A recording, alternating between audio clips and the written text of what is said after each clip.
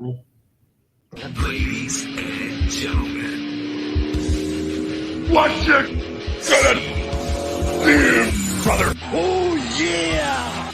Woo! What? If you smell what the rock.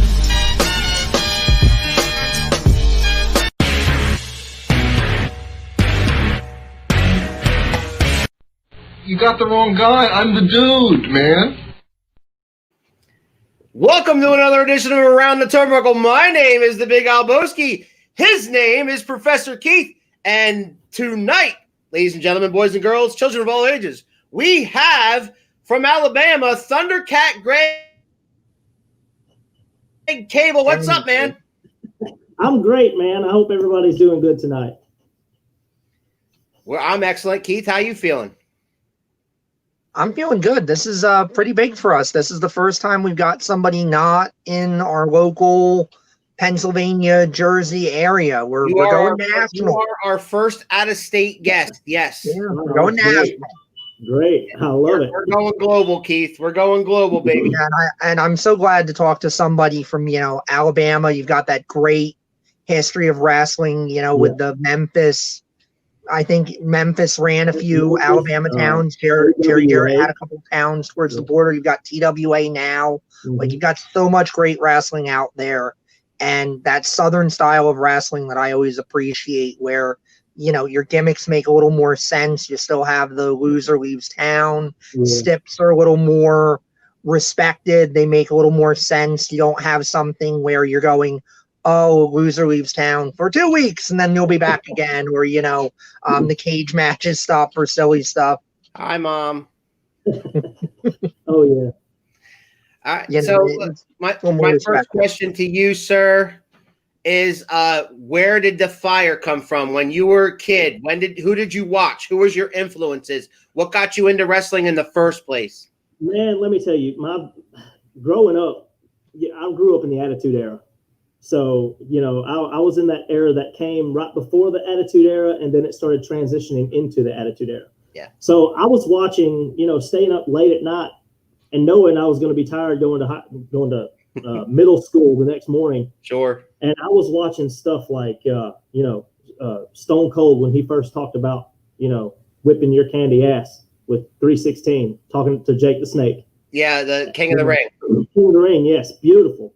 And then eventually it was Triple H coming into view. Instead of being his all pompous blue blood, he came out, started being the guy he needed to be.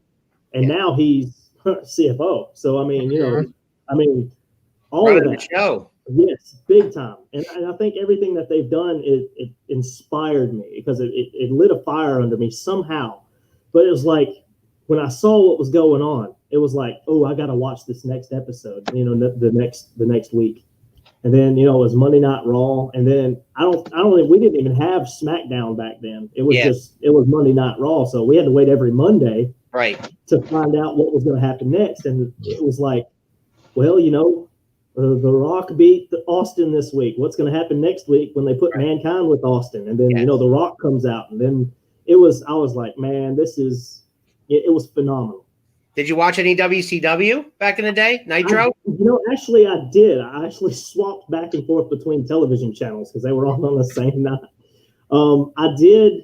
Hi, Bethany. That's my younger sister. There you go. Look at that. Already getting some fans on here. Great. Hi, Bethany. But, yeah, my little sister will probably tell you, too, about, me doing all these wrestling moves to her when she was little. But that's how it is. You see, I don't know. It's something that is in me now. Yeah. And it hasn't ever left. Once that spark got in me, I was like, I've got to learn how to do this. I've got to condition my body to where I can do this. And then it just, took off from there. So tell us how old were you when you first climbed in a ring, started training? Let's see. I think the first time I actually stepped foot in the ring I was probably right at 18 years old. And I took that one bump that drove the air completely out of me. And that was a rock bottom. A rock bottom. For those of you who want to know, I got in the ring and I told the guy, I said, look, I've seen it done. I don't believe it, but I want to try it. Nice. So he hooked me up and he said, are you ready? And I said, I hope. So, no counts, no nothing. He just lifted me up with one hand and we went straight down. And I was like, this dude is strong. I was like, there's no way. And it was wonderful. I mean, besides gasping for air. Maybe a little bit of testing how much you wanted it, if you would take that and then get back up and come back and stay with it. Oh yeah, exactly. That was for a company called Alabama Championship Wrestling at the time. It was really big around our area of Anniston, Alabama. So it was really big back then. So Keith, you got something for him, or you want me to keep going? No, I just want to say I really love watching your matches, how good a storyteller you are and how good your fundamentals are. It's refreshing to see matches where somebody locks up. You had a match with, I think, was the Ultimate Destroyer a couple of years ago. That was the first one I saw, and it was a really good match. I mean, you guys locked up. You work the big man, little man style. You grab the arm, and I mean, you have a heck of an arm drag. You get that in there deep. Deep arm drags. And that drop kick that's on everybody's videos, that's a restaurant quality drop kick. I could believe that you're putting somebody out for the count with that drop kick. You get the air, and it's tight. You don't see the gap. When you come and hit somebody, it's right there. I'm telling you, it's good. I think people forget the drop kick used to be a finisher way back in the day. And your drop kick looks like the kind of drop kick that I could believe could knock somebody out. Yeah, you ain't getting up after the head, not in the chest. That's awesome. Yeah, it's funny because I throw people off the ropes, and as soon as I jump in the air, I'm like, man, am I too high? And then I just extend my feet, and boom, there's right in the face. I can't. But man, you can do it. You could fly too. I mean, I've seen your 450 splashes, and And what I love too is you're not doing them just to do them. You're doing them when they make sense in the match. I wish some of these guys now. We talked to JT about it. JT Funk. JT Funk, that super indie thing that a lot of guys do, where it's like, I got to get my shit in. And they're not necessarily doing it when it makes sense for the match, where you're doing it when it makes sense. You're doing it as almost like, I'm desperate, I'm winded, I got to do something. Okay, here's the Hail Mary. We go for it. Right. And that's so good. I really would recommend a lot of young wrestlers out there, watch what Greg does, because Greg is so good with the storytelling and the placement and stuff. I mean it. I'm not just messing up with you because you're on the show. No, so all right, so you got in the ring, you started training at age 18. So what was your first where you felt like you started to know what you were doing? What was that first match where you were like, okay, I'm actually getting good at this? Oh man. Let me just back up a little bit. I did start training at 18, but it was that one bump that I took. Mm-hmm. The following year, I had met somebody, and this person's father ran a wrestling show, and I worked with this person. Okay.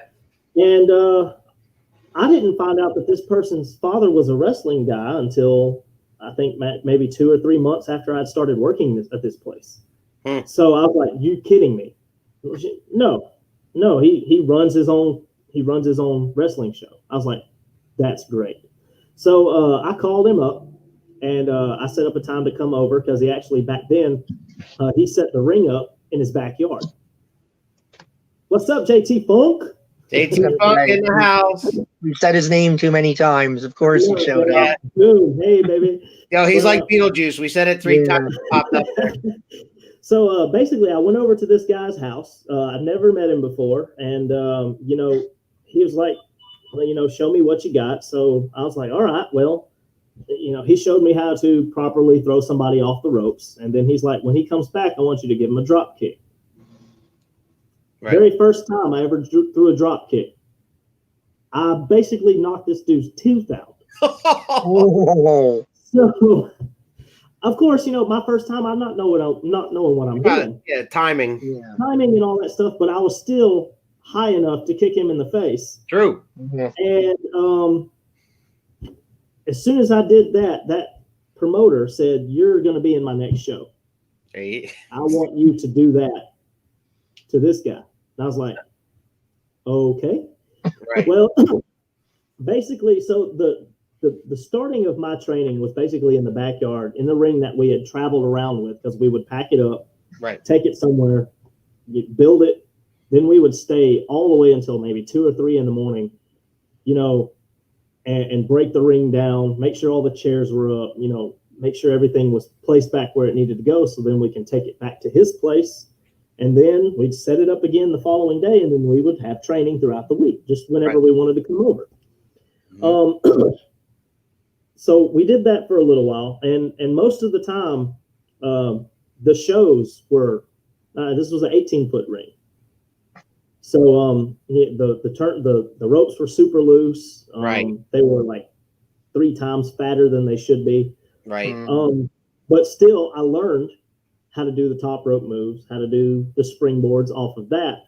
And then when I finally got into a better ring, when I started traveling, and I was like, "Ooh, these ropes are beautiful." Beautiful. And then I started jumping off the ropes, and I'm going like 30 feet in the air, or whatever.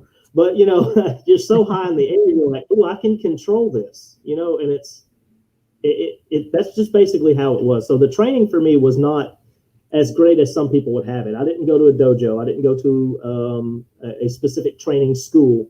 Yeah. But I learned the basics, and when I was applying those basics, I kind of got the crap kicked out of me for the first 8 years. And I learned to pick myself up, and okay, well, I didn't do that so great, so we'll watch the film. So we watched it. Then I do something differently with the way I handled it the first time. So that's basically how my training went. And I was about 18, 19 years old. So fast forward to so you get going and the main company you work for, that you wrestle for now is TWA, right? Correct. It's a Tennessee Wrestling Alliance. That's in Pikeville, Tennessee, 97 Tom Pope Road. For those of you who are watching and wondering, tickets are only $7, so come on out. Yeah, they have a show, guys. They have a show this Saturday on the 26th. Yeah. Let me pull it up here. I was gonna say, get that banner up. TWA live show September 26th. Tickets are $7. Bell time is 7 p.m. Get there early because you do have a capacity, do you not? Yeah, we do. Right now, also, if people are afraid of the coronavirus or whatever, and they don't have a mask, we can issue one. We do have one. And if you're perfectly fine sitting 6 feet away, you can. If not, you want to be close to your friends or the people who you've been around the whole time throughout this, you can sit basically anywhere you want to. But we do have reserved seats also. I have your first question. Sure. What was JT Funk? What was the first thing you did when you got in the ring for the first time? Oh, man. Was that the rock bottom thing? Yeah, that rock bottom. Yeah, I took the rock bottom for the very first time. That was my very first time. Yep, I mentioned that. Yeah. It hurt. Now, if you're talking about wrestling, the nerves were crazy. I was shaking like they ain't no tomorrow. I didn't know whether I was going to be able to make this work or not. And then whenever you go out there against the main heel of this guy's company, and then you go out there as a new face that nobody's seen before, and these people are cheering for you. Oh, yeah. TJ Spitter says, I saw his highlights. I was very impressed. Thank you, man. Thank you very much. Yeah, I was impressed on how you just fly all over the place. And Keith asked me earlier today, why isn't this guy signed by AEW or somebody like that? Man, has anybody shown any interest towards that? Have you gotten any calls or anything? I tried to get on with there's a company down here in Georgia, I do believe, and it's called Southern Honor. Yeah. Well, I contacted them, and somebody had told me, well, if you don't have enough Facebook followers or media pages, they probably won't. Really? And then I was kind of thinking to myself, well, if they won't book me because of that, isn't it the promoter's job to get a guy over in order to bring people in? True. Exactly. I mean, I know that my fans and my friends who sometimes come with me to shows or whatnot, those are my people that I'm bringing, helping you earn money for your show. But I think as a promoter, it's the promoter's job to, bring people in order to elevate their own personal show. Was that always the goal, or were you happy with just what you're doing now? Well, to be honest, the goal for me a long time ago was to make it to WWE or CZW or MLW or anywhere that was like super huge. Ring of Honor? Ring of Honor, man, that would be amazing. So many people went through Ring of Honor. Christopher Daniels, AJ Styles. Seth Rollins. Seth Rollins even went through. And I'm just telling you. The list goes on and on. Yeah, definitely. Some of the younger TNA stuff, when it became total nonstop action. Right. All of that stuff. Some of those guys, I would have loved to have been there. 8-sided ring. I don't know what I'd do in that, but I'm pretty sure I'd have changed it back, right, Keith? Did Impact change it back to a 4-way ring?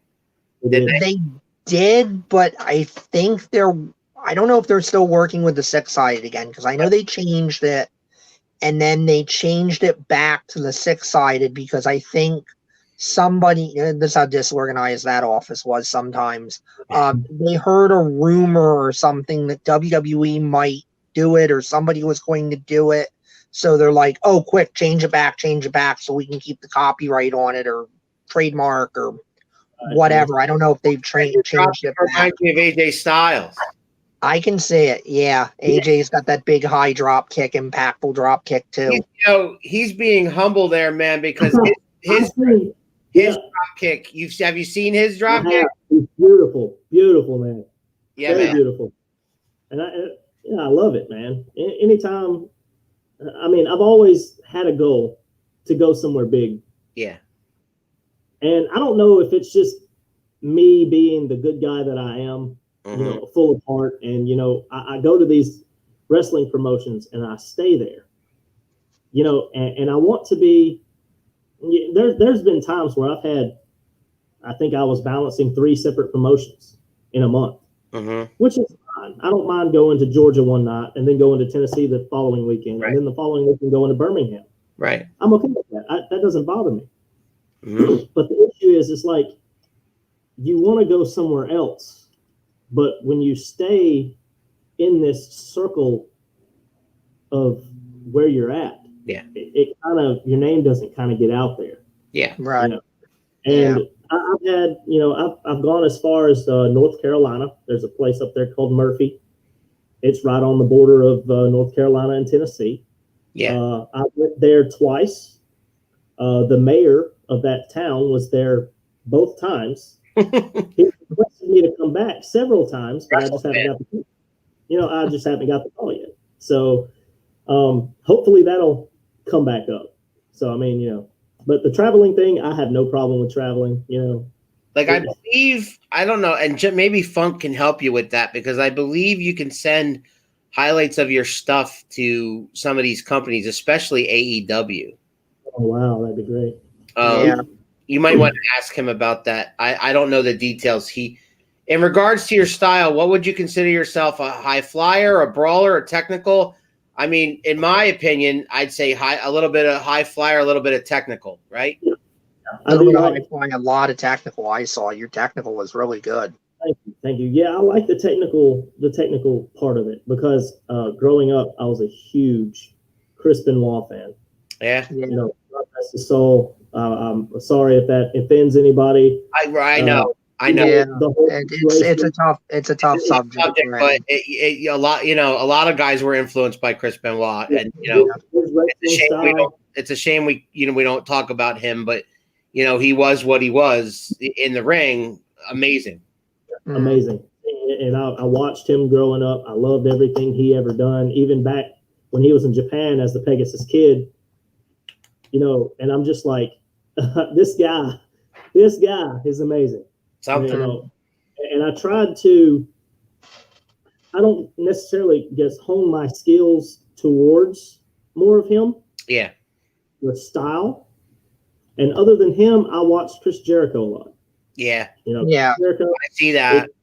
my springboard drop kick or Yes. my triangle drop kick, I do that. I'll sometimes get people in the walls of Jericho. I don't call it that, but whatever. Right. Right. I see a lot of AJ Styles in you. I see a lot of Chris Jericho in you. With some of the stuff that you do, you can pull the same stuff that they can pull. Mm-hmm.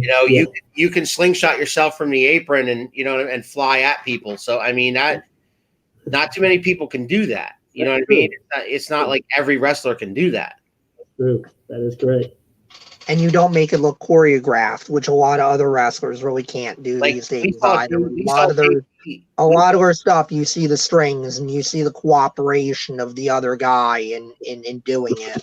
We saw JT Funk for the first time attempt a springboard off the apron where it's off the rope and a high cross body, and he pulled it off great.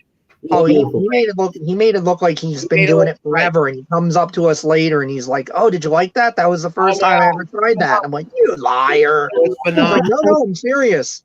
I'm like, "That looked like you've been doing it forever." High level craftsmanship, yes, TJ. Yes, sir.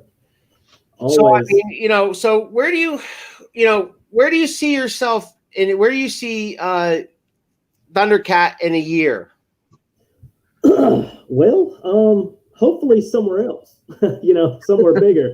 I've always wanted to go, like I said, to either, AEW. Of course, it wasn't around at the time, but I've always wanted to be somewhere bigger. MLW, Southern Honor, Ring of Honor.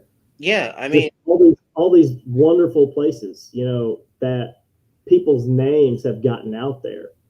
I mean, if I were you, and this is just me, if I were you, and this is what we're doing on this show, we're trying to get out there on all kinds of, on Instagram, Twitter, social media.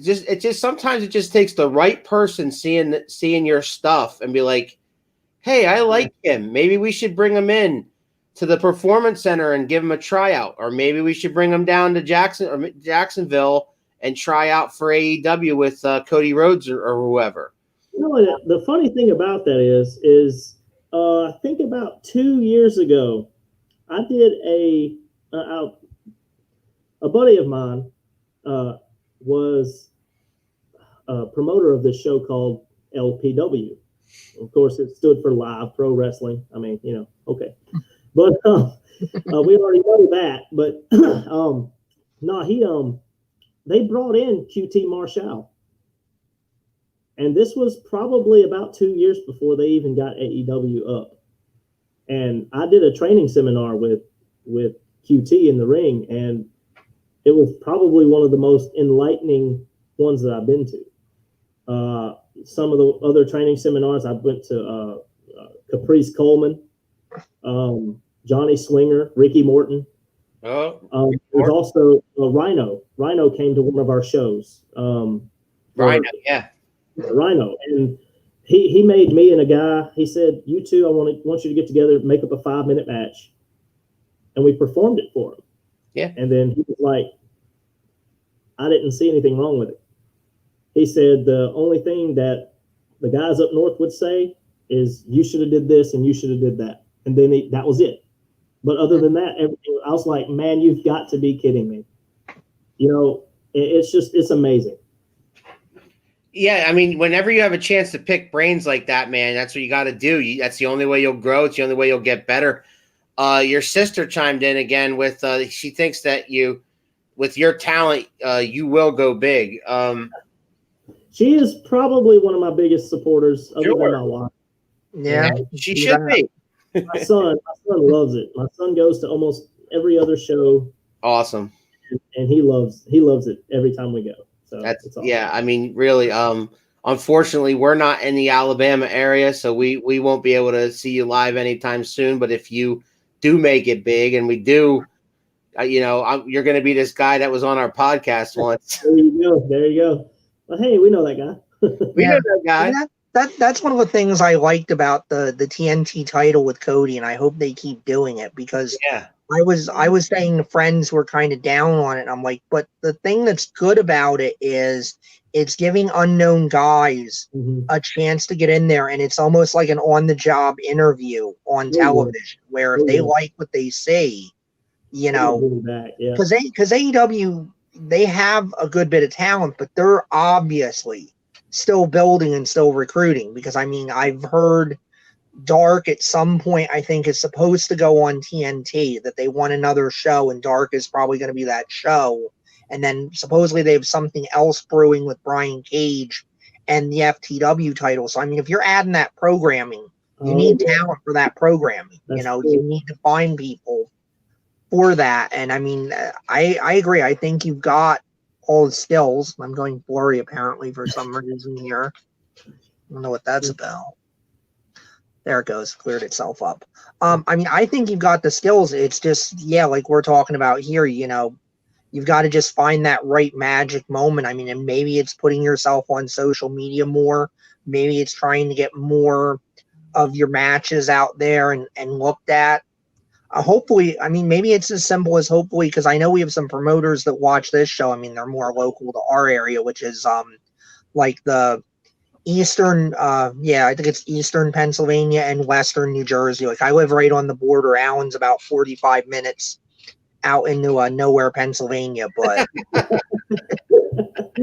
he used to live on the border with me. Now he ran away. He ran away to the mining country. That's funny because I actually have a friend who lives up in Ohio, and he was my best friend growing up through high school, and we've been friends for about 20 years now. And still to this day, we keep in touch. He's actually getting, married next year, and I will be in the Ohio area, and I think that's Lithonia. I believe that's the name of it, Lithonia. The part of it. And it's about, I think if I'm not mistaken, the first time I went up there and I got off the exit, it said 60 more miles to Pennsylvania. So I was like, So what ifs, it's close. So maybe next year we can set something up where, I mean, if you're that close and you're willing to drive, maybe Rob Noxious is a promoter friend of ours. Maybe Rob can get you on one of his shows because JT works for him. So maybe we can set up that little dream match we're talking about. Get you and JT in the ring together. Rob, if you're watching, free help. Punk's watching. We know Punk's watching. Punk's watching. So you versus Greg Kable, man. Let's make that happen. Yes, we got a year to build it. And if it happens up here in PA, brother, we'll be ringside. Oh yes. God, you know how great that would be. Unbelievable. Yeah. Unbelievable. Awesome. All right, so we do with every guest, right, Keith? We do a segment. Mm-hmm. We do a segment that it seems to be a popular one, so we're going to keep that one going. We're going to ask you if you could wrestle any wrestler, past, present, or indie, WWE, AEW, any wrestler that's ever gotten the ring, who would that be and why? And then when you're done, we're going to give you our dream match opponent for you. Oh, nice. Well, to be honest, and this might surprise you a little bit. Nah. He's a lot taller than me. But, if I ever were able to, step foot in the ring with Triple H. Yeah, I can see that. For me, that would be the most awe-inspiring moment ever, I believe, because, this guy, he was, come on, from Terra Rising, from WCW all the way up to who he is now. Man, he could do anything. And that match that he had on Monday Night Raw, and if I'm not mistaken, it was probably around 2003 or 2004. Yeah, he faced against Shelton Benjamin the first time they had a singles match against each other. Yeah, they blew the roof off of that place. I was on the edge of my seat watching that match. I don't remember ever watching a Triple H match against anyone where I was like, that match sucked. Right. It's always not that I can recall. No, it's always about your opponent too, because you're here to make each other look good. You know what I'm saying? So I mean, anytime he got into the ring with Shawn, it was money. Oh, yes. Well, I don't think we were buying Anytime he got in the ring with the Scott Steiner stuff was supposed to be awful because apparently he and Steiner didn't get along. And part of that was Steiner wasn't super happy with the way he was being used, which I get it because that was a little bit of the era of like, we won and we can't get over it and we have to shove it down your throat that we beat you. Like that whole Triple H Booker T thing when it ended at that WrestleMania 19. Yeah. Like, that was so disappointing for what that could have been. For me now, if I was a promoter, I'm not saying I'm anybody big or I'm not Vince McMahon or anything like that. Right. But for me, what the fans would have wanted to see was Booker T dethrone Triple H. Sure. Because I mean, he only won one match out of their 5 matches that series that they had. Yep. And to be honest, I was just like, you're kidding me. You know, it's like he lost because of a bum knee. Okay. To me, it didn't make sense, but it did, I guess, to the higher ups in the WWE. And like I said, I'm not there. So, yeah. I understand to a degree why you do that because, I mean, obviously Triple H is not going anywhere. He's family. I understand that they wanted to really shine that commodity up huge. But I feel like Jim Cornette said it once, and I think it was very true, where he said Triple H is not necessarily the guy that makes the money or draws the money. He is the guy that works with the guy that draws the money. And I can see that, where it's no disrespect to him. It's just there's that something that he needs the right opponent. Yeah. And he needs like a Steve Austin or a Rock, somebody that's really drawing and firing on all cylinders, or even Mick Foley. He had some great stuff with Mick Foley. I'll still hold up Royal Rumble 2000 as one of my favorite matches. Him and Cactus Jack. They were on another level that night. And in general, whenever they wrestled, whatever Foley's persona, whatever he was doing, it always clicked and it always worked. Yeah, and that's how H is. You put him in there and you say deliver with the biggest guy, the hottest guy right now, and he's going to deliver. And there's skill in that. There's a talent in that. All right, man. So my man picked Triple H. Who would you have him wrestle, Keith? You know, he mentioned Shelton Benjamin. I would love to. You and Shelton Benjamin would match up really well, I think, because you're both that very athletic, technical style, but then you can throw the high flying in there when it makes sense. I can see you guys to be a lot of counters, a lot of reversals, a lot of good chain wrestling. I think, I think you'd have something there. I think you have some magic there. That'd be great. I'd like to.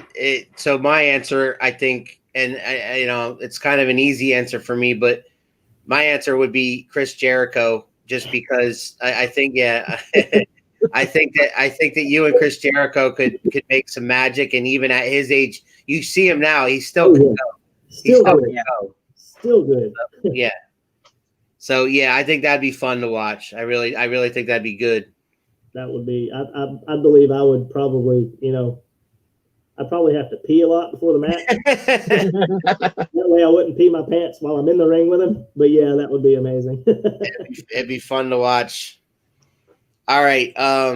So I'm gonna plug some of our other shows real quick. Okay. This Monday, meaning tomorrow, folks, anybody watching, Ciphered Knowledge with Chrissy. Monday, 9/21 at 8 p.m. with special guest, counselor and life coach Veronica Moya. That is tomorrow. Also, tomorrow at noon, Spinning with Spitter. Tomorrow at noon, he has a bonus track for you tomorrow. Or actually, I think that one's at 4 o'clock, Keith. I don't know. He has to remind me of that one. And but his normal slot is Wednesdays at noon. We have a new YouTube channel, Keith. Where all of those shows I just mentioned, Ciphered with Chrissy, Ciphered Knowledge with Chrissy, Spitting with Spitter, and Around the Turnbuckle are all available on that YouTube channel you see right there called 2M1L Media. They will all be available there, but you can still find old episodes of Around the Turnbuckle on our normal Around the Turnbuckle YouTube channel. Just, you know, watch them selectively. Some are better than others. great. They are. I will. All right. We were doing Zoom meetings at first, so the quality is not. Yeah, we were. The early shows were Zoom meetings. All right. So Thundercat. Where did the Thundercat come from? Oh man, let me tell you. Yeah, you're gonna. Yeah, I'm gonna tell you. So I was just going by Greg Kable at the time, and even though I was a good guy, whatever. I come There you to go, TJ. tomorrow. Tomorrow at 12. Yep. Wednesday's a special time at 4, and then Friday he has Prince Shango, the aforementioned Prince Shango, at 12 p.m. Yeah, good luck with that one. Yeah, that's TJ's schedule right there. I will also be appearing on the Friday show as well. Good luck with that. I know. I didn't mean to interrupt. Oh no, you're fine. You're perfectly fine. No, go ahead. Yeah, I apologize. I should be more professional than that. It's just a little raw right now. It's all right. No, the Thundercat came. Like I said, I was going by Greg Kable at the time, and people kept saying, "Hey, come and hook my cable up," or I'd take a clothesline to the skull, and I'd fall out, and they say, "Oh, cable's disconnected." And I was like, really?" So I started going to this place in South Pittsburgh, Tennessee, which is kind of crazy because you are in PA. Right. But South Pittsburgh, Tennessee. So there was a show up there called XBA and YBW. It was the same show, but every other weekend they ran a different, name, whatever, and it was ran by different promoters. Right. Well, I'm in the ring doing my normal high flying stuff, and this fan screams out, "Man, he's fast like a Thundercat." And I was like, okay. So then for some reason, I just kept that it just kept coming to me, Thundercat, Right. And then I was like, you know what? I might just pick that up and roll with it. So I did. And, 2 failed reboots and another one that's about to fail for some, it's horrible. But, yeah, I mean, I picked it up and I ran with it, and it got me pretty far just from what I had gotten. So I thank that fan a lot. I don't remember his name, to be honest, and I don't even think we're friends at all. It was just some random guy that was at a random show that I just happened to randomly go to. And I was like, well, that's where I got my Thundercat start. So at first, yeah, it was, coming out to the original Thundercat theme song. I got to find that. Yeah. Please tell me there's video of that. I have to find it. I believe there is, to be honest. Okay, I'm going to dig deep on you. If not, I've got the link, or I've got it, and I can send it to you. Yeah, send it to us, man. Yeah, please. Yeah, but I was facing the Ultimate Dragon, and of course, hit the 450 at the end, and right as soon as I went for the cover, they rung the bell because time ran out, and it was a perfect match. It was a wonderful match. It was in a high school gym, but yeah, I'll have to send that to you. But yeah, so that was at one point when I had the little plastic sword, the little Thundercat sword. Yeah, the Thundercat. Oh, nice. I walked out and I stood holding that thing high and I screamed "ho" really loud, and everybody got behind it, man. Of course you did. Everybody got behind it, man. Dude, it was the sword of omens, dude. You're right up my alley, man. I'm 44. I grew up Saturday morning cartoons, Thundercat. Yes. It's crazy, man. And I mean, you grab something and you just go with it. Right. And you never know how far it'll take you. Mm-hmm. I mean, getting your brand out there, that's very important. Keith kind of put that in the ear of JT Funk, and all of a sudden JT Funk's now going all over the place, and he's talking about maybe wrestling in Germany and stuff. I mean, he's trying to get with WXW. Yeah, amazing. So, I mean, it's all about getting yourself out there, man. You got to self-promote. When you said earlier about the promoter should be the promoter's job, to an extent, yes. Yeah. But at the same time, man, you gotta look out for number one. You got to get your brand out there. You got to get as many people seeing your stuff as possible, so that one person can say, "Hey, you got to check this guy out," and then you get a phone call or an email or whatever. I really feel like if you don't watch any other past episode we have, watch the one with JT, because we had a really good talk about branding and getting yourself out there and trademarking your stuff, copyrighting your character if you can, taking care of it. I have, Oh yeah. taking care of yourself, because don't let it be in somebody else's hands. Oh yeah, that's true. Yeah, man, get your stuff out there, and if we can help in any way, you just let us know, and we'll do whatever we can. You want us to share anything? You want us if you get some video of your match this Saturday of the 26th, and you want some new stuff out there, man, we'll be glad to help you in any way we possibly can. Okay. Apparently, the 26th. If I'm not mistaken, my heavyweight title is on the line at TWA. Really? And I'm facing a guy named Devin Diamond. Okay. Him and I have had matches in the past, and it's a complete slugfest. I mean, he hits me hard. I hit him hard. Animosity there. Yeah, it's a bit. I mean, we've known each other. We've been friends. We've been enemies. And for some reason, being the head guy, being the guy with the top title. I was going to mention that you are the current champion. No. That is correct. Yes, sir. I won that 2 weeks ago from a guy named Freddie Reckless. Okay. Wow, so you're a fighting champion. 2 weeks later, you're back in there again. Oh, yeah, gotta be. Then again, sometimes I can't help it, but, So I love to ask this next question, but I also hate to ask this next question. Who was your best opponent? And what I mean by that, I don't mean comparing like that guy's better than everybody else. I mean, who did you have the best in-ring work with? Everything went smooth, botch free, that kind of thing. I would honestly have to say it would have been the Mass Destroyer. Okay.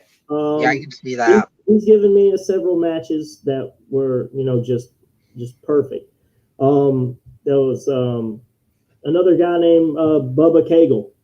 All right. Throw his name out there. He's actually the mayor of Parrish, Alabama. Just won the election. Another mayor. Yeah. So he might have he won the election like 2 weeks ago, 2 or 3 weeks ago. Was they finished out the panel, and other than him, there's I don't know if you guys know of Action Mike Jackson.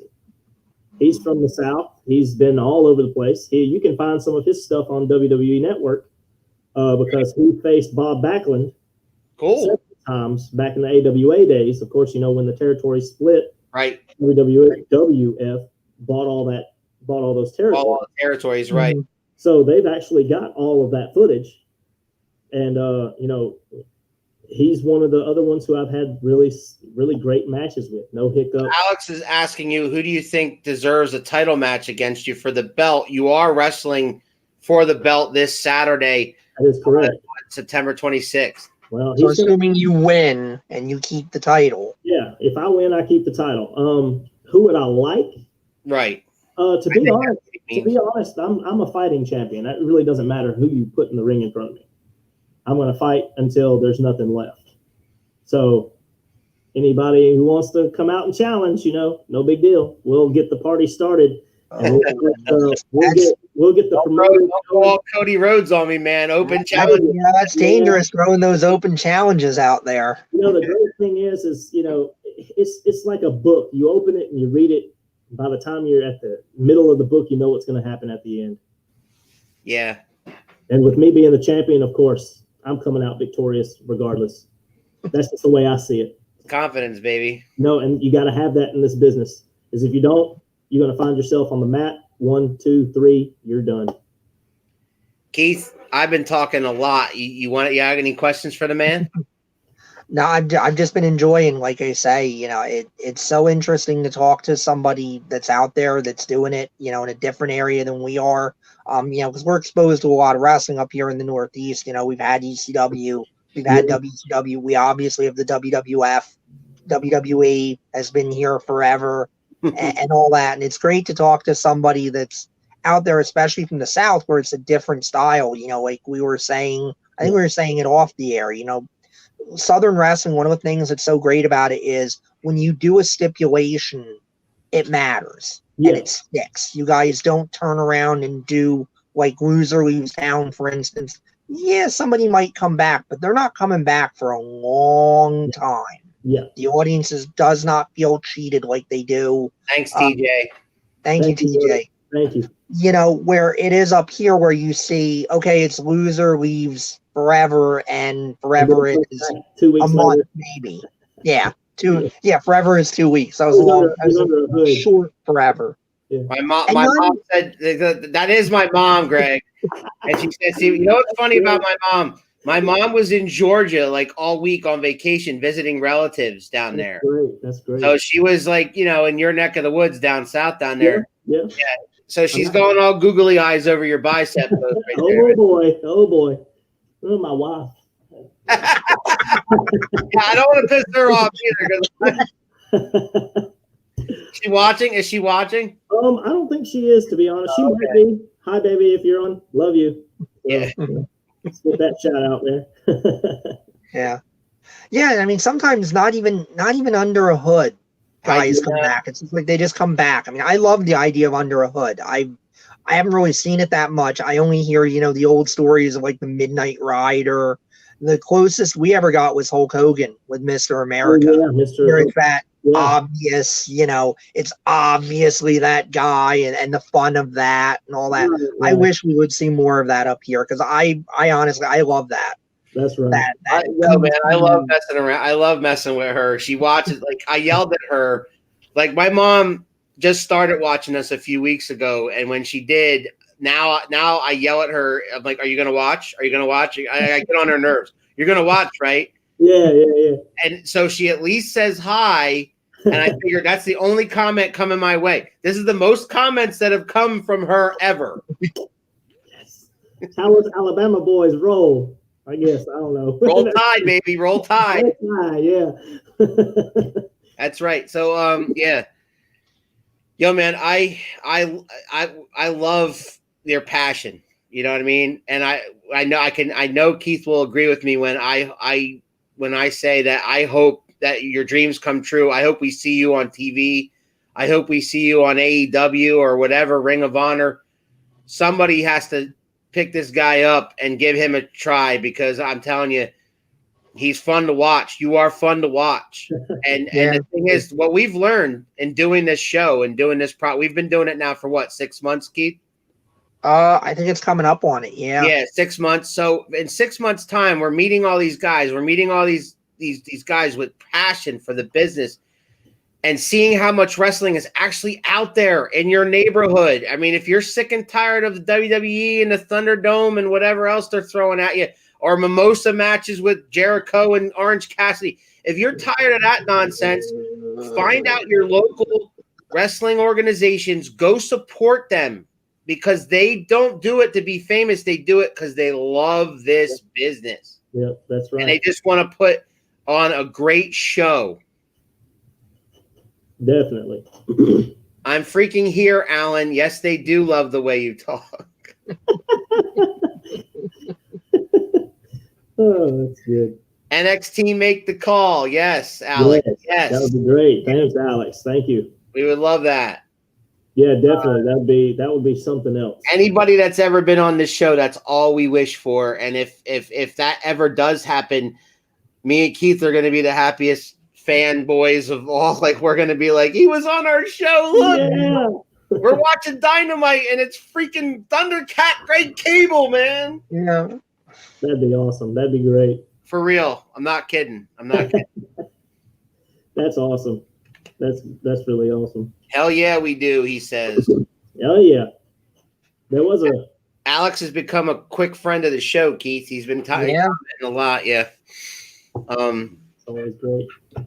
Yeah. So I asked you where you saw yourself in 1 year, and that's pretty much the same question as where you see yourself in 5 years, because, you know. But the thing is, like, you've been doing this for 14 years, man. You've been honing your craft, and so for 14 years now, I mean, how do you feel? Do you think like if they called you tomorrow, you'd be ready? You know, to be honest, I believe so. You know, and it's not just because I don't know. You know, you think about it one way, it's a mindset thing. Mm-hmm. You think of it as the other way, you start thinking, oh, this is my chance to be famous. Well, being famous is not what it's all about for me. You know, like you said before, I'm doing this I'm doing this for myself to prove that I can be who I need to be for myself. Mhm. You know, and like I was talking to you guys earlier before the show, it's all about safety. If I can be safe with somebody, that's all I want to do. You know, and I love this business so much that I've done it out of disrespect to my parents because they didn't want me anywhere around it. Of course, I respect my family. You know, growing up, hey, being the first of 7, but four of them are step brothers and sisters. Right. The number one of 7, I was But the one it's that a was big family. Yeah, big family. Set the example. Mhm. I did not do that. Listen, I used to have matches with my cousins in the living room where we took the cushions off the couches on the floor, and I was hitting Macho Man Randy Savage elbows off the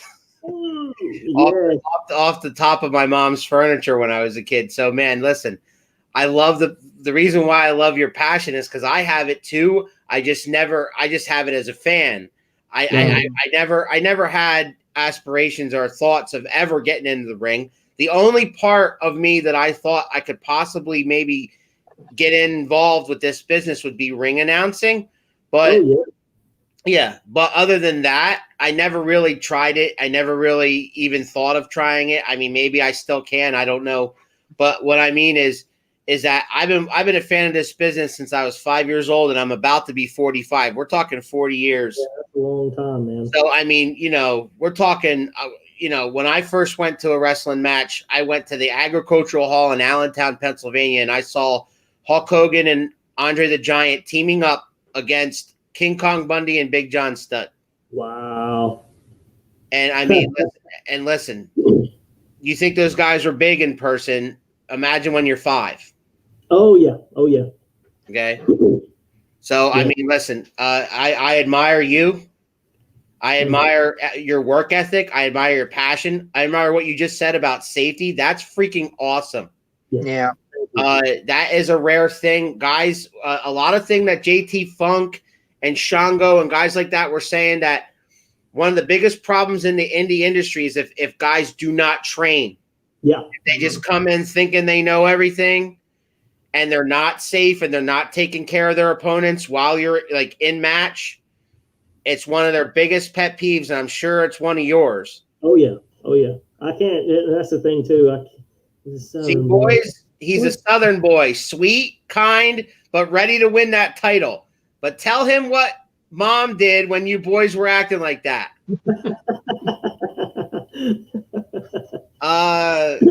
Well, is it something like what we say to the little guy I'm around a lot of the time? Did she give you the pow pow? no, it was more like, she'd hit me over the head with a steel chair, but or something like that. You know what I mean? But she don't want me to tell you that she like held my hand to a stove or anything like that because she gets all upset. But that's not true. That's right. That's an ongoing family joke. Like I tell it I'm like, well, Mom, because I'm the oldest of 3 brothers. Oh, nice. And my middle brother passed away in 2012 of leukemia. Sorry to hear that, man. But my younger brother is a cop, okay? And I work for Hers Chips Company. And I love Hers Chips. There you go. So, right. So, but the thing is, the ongoing joke is that she cares more about the baby than she cares about me. And that Matt and my brother was spoiled, and that I got beat on a daily basis. Yeah, they always tell you it's going to be 10 times. Oh my God, he's full of it. Right here it is. Right. The parents tell you it's 10 times worse if you run and they have to catch you. Yeah. She never. Listen, to be honest with you, she was firm, but she never ever hit me. Except for this one time where I actually was running away from her and I actually kicked her. Oh wow! Like I put my feet up in a defensive position and kicked her, and that's when like my brother, my middle brother, the one I was talking about, he had to pull her off me. Wow! Oh, don't get slapped with a roll of aluminum foil. Yeah, that was about it too. Yep. or a cookie sheet. Down here in the South, we use flip flops. Yes. Matt is the favorite. See that? See? That's my other brother. That's TJ. All right. That's yeah. An affiliate. TJ's our brother. TJ grew up next door to us, and he's the fourth Amy brother. Believe me. And TJ knows Matt is the favorite. See that? There's my proof right there. Matt made her proud by going into the police force and all that. So. Oh my God, TJ, that's your probably I should beat you. Oh. But it's a family affair, man. I'm sorry we're cutting into your interview. Oh, you're fine, man. I'm loving every minute of this. This is Great. No, my mom's stepfather, my mom's husband is from Kentucky. Mm-hmm. And so she learned a lot of, like, you know, going down there, seeing his mom, seeing about their big, huge family. You know, she learned about Southern hospitality. She learned about, you know, manners and some of the things that we take for granted up here in Jersey and Pennsylvania, because like down there, it's a different world down there. Everybody's more laid back. They're relaxed. You know what I mean? They're so friendly. Southern hospitality is not a cliche. It's a real thing. It is real. They bring perfect strangers into your house when they're making dinner. Come on in, sit down, come on. You know what I mean? His family was so great. And he still has that Southern Kentucky drawl after all these years. He still has it. You know, he's a truck driver by trade, so he's all over the country, but he still has that. Like, he'll call me up. Hey, what's up, buddy? You know what I mean? And I love it. I totally love it. But awesome. But yeah, so that's why she's defending the sweet Southern boy here, Keith. Mm-hmm. You got to be careful. Your mom's gonna have a new favorite. I don't want any problems. TJ, you got your own. Yeah, you dug your own grave, brother. I can't help you out there, man. All right, man. Keith, you got anything else for my man? I think we covered it, man. This has been a good one. This has been a really good chat. Hey, we need to address to that show. Oh yeah. This Saturday, the 26th, is going to be 97 Tom Pope Road in Pikeville, Tennessee. I don't know the zip code, but you know that's what it is. Pikeville, Tennessee. Pikeville, Tennessee. Which is kind of funny because my finish move is the Death Valley Driver. Yeah. And I call it the Spartan's Pike. There you go. I don't know why or how. What was that address again? It just sounded good at the time. It sounds good. Yes, 97. 97? Yep. Tom Pope Road. TOMPOPE. And that's Road, RD.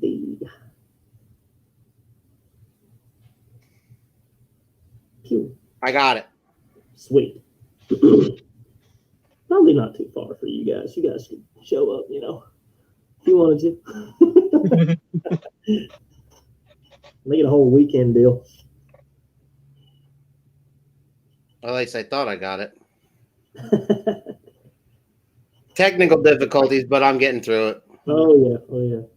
All right. I was on the wrong page. I was still on the comment page because they keep freaking running their mouths. All right. I've showed just about every comment. So we're gonna show that right there. Is that it? That is it. 97, folks. You want to see my man, and you are in the Pikeville, Tennessee area. 97 Tom Pope Road, Pikeville, Tennessee. On Saturday, September 26th. Tickets are $7. Bell time 7. Yep. TWA Live, and my man will be defending his title against Devin Diamond. Devin Diamond. Yep. And we've got a long history there, so you want to see my man? There it is. We'll also have that whole thing posted up on my page. Sounds good. And we got some last minute comments because we're almost at the top of the hour. All righty.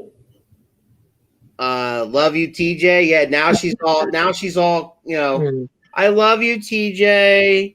I love you. It's okay.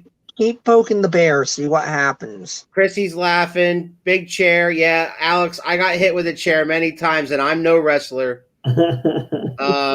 Good luck. Good luck. You got this, champ. Thank you. We wish you the best of luck. Absolutely. Not only this Saturday, but also in getting that phone call, man. You are great. Thank you. Thank you. I hope the right people see this, man. Everybody enjoyed. Everybody had a good time. TJ said, great show.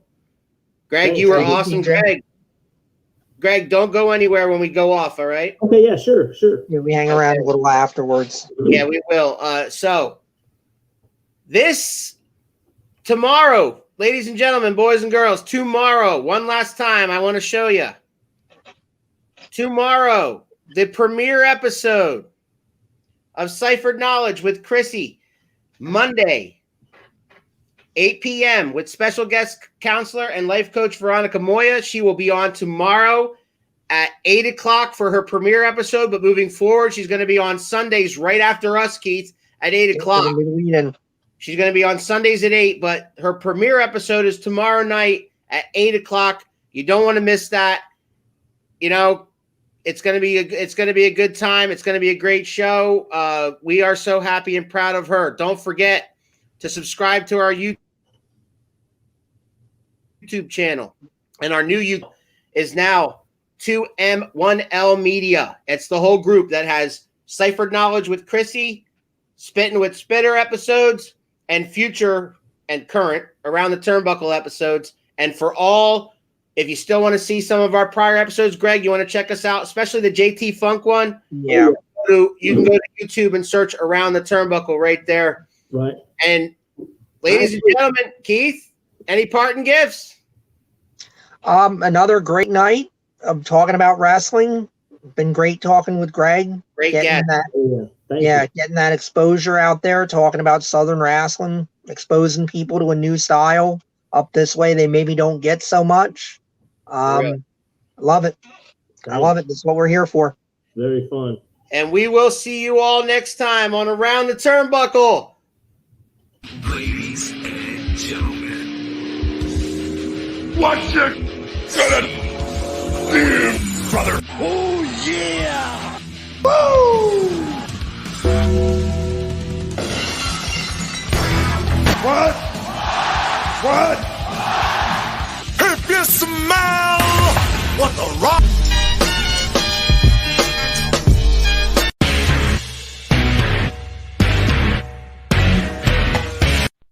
You got the wrong guy. I'm the dude, man.